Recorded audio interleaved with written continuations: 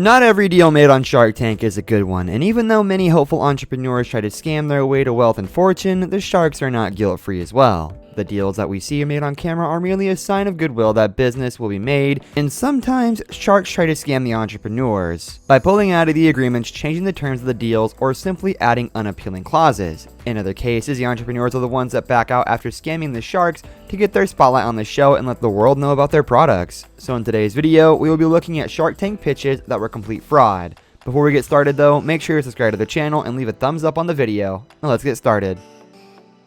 In the second season, a fireman by the name of Jeff Stroop came to the show to pitch his hike-on connector that would speed up the process of connecting a fire hose to the fire hydrant.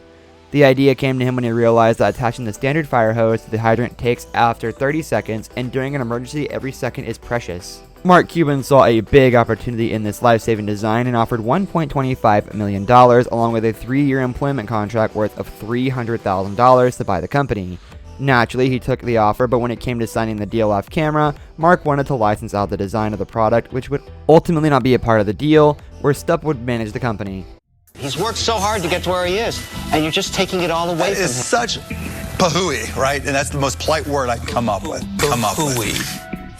When Shelly Aylor comes to the show to pitch her towel poncho to the sharks, little did she know that she will be the only contestant in the history of the show to receive a check on the spot. She walked away with a deal from Lori Greiner, but even though Greiner gave her the check in front of the cameras, it was later revealed that she told Aylor not to cash it afterward. The two have worked together for a year, but things just didn't go as they were presented on television. Apparently, Greiner tried to change the deal they had agreed to, but Aylor turned the tables and their partnership fell apart.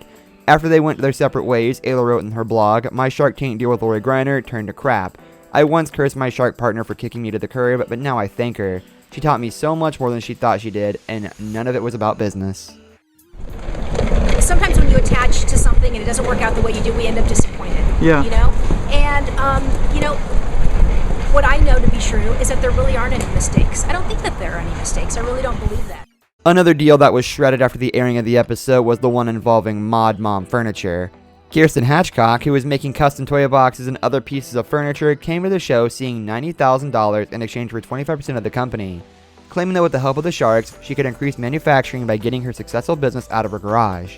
Even though she struck a deal with Herjavec for $90,000 in exchange for 33% equity, Kirsten claimed that Herjavec never contacted her after airing. Naturally, after she couldn't get a hold of him, she started to get nervous, since until the episode is aired, the entrepreneurs could not discuss the outcome of what happened to the show, and Kirsten could not confide in her friends. But she did start talking to them about other investment strategies. Even though Herjavec does have a habit of not following up on the deals and makes them just in front of the cameras, that didn't set Pierce's business back. Back in season 3, a man named Ryan Custer came to the show to actually pitch his idea of Kruger Limited, an energy drink for women between 30 and 55 years of age who like to date younger men. They're often referred to as cougars, and that's where the name of the drink comes from. The man asked for $150,000 for a 30% stake in his company, stating that the energy drink would sell well because it is, as he put, its industries for a gender-specific functional beverage. While the sharks were quite skeptical to say the least, the young man even went so far to explain that the idea came to him while he was dating an 11-year older woman. One by one, the sharks eventually went out of the tasteless and tacky deal. In the end, the entire pitch probably seemed like a scam to the sharks, as the drink was rather bland with a name that tried to appeal to certain buyers but in a wrong way. Isn't a cougar typically older? Because she looks younger than you are. Well, she's been drinking the cougar shot for a while now, so. We have a pitch that was as ridiculous and awkward as the number of the men behind it asked for. When an inventor named Mark Sullivan came to the show, he promised the sharks a share of $96 billion profit and asked for $1 million for 10% equity. His product was a Sullivan generator that he claimed would use the Coriolis effect caused by the Earth's rotation to create electricity from salt water or industrial wastewater. Backing his idea with patents and drawings, Sullivan claimed that the machine would create a control hurricane of sorts that would turn turbines and produce electricity. On top of that, he said that the generator would also be able to produce clean water along with mineral deposits and even gold. Naturally, he did not even get a deal since the invention was too absurd for the sharks.